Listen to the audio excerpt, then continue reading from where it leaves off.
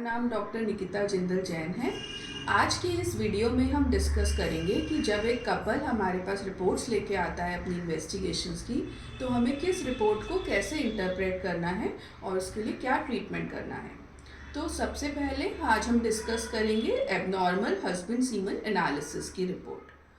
एक रिपोर्ट जब हमारे पास आती है सीमन एनालिसिस की, तो उसके अंदर हम 3 मेन पैरामीटर्स देखते हैं, which are counts, motility and morphology.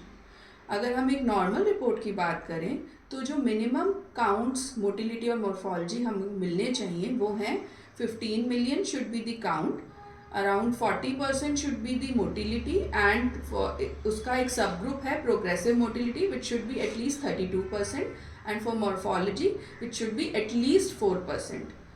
अगर इन तीनों ही पैरामीटर्स में जो हमारे लिमिट्स डिसाइड हैं, अगर उससे कुछ कम है वैल्यूज़, मान लो अगर काउंट्स 10 से 15 मिलियन के बीच में है, मोटिलिटी 40% ना होके 30% है, या मॉर्फोलॉजी 4% ना होके 3% है, I mean to say if there are minimum variations, तो हम इसको माइल्ड मेल फैक्टर इनफर्टिलिटी कह सकते हैं।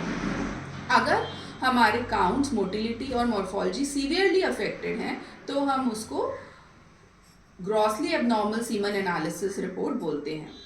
अगर हमारा माइल्ड मेल फैक्टर इनफर्टिलिटी है तो इन केसेस में हम पेशेंट्स को पहले 2 to 3 months of antioxidants advice करते हैं।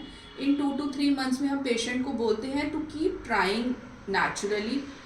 इसके अलावा हम पेशेंट को अगर स्मोकिंग या अल्कोहल की हिस्ट्री है तो स्मोकिंग अल्कोहल छोड़ने के लिए कहते हैं, और अगर डायबिटीज़ है तो better control of diabetes advice करते हैं। If after 2 to 3 months the semen parameters do not improve, so these cases can go for a procedure called IUI, also known as intrauterine insemination or artificial insemination, which is a very simple procedure as compared to procedure called IVF, and the detailed discussion of this procedure I will do in my subsequent videos.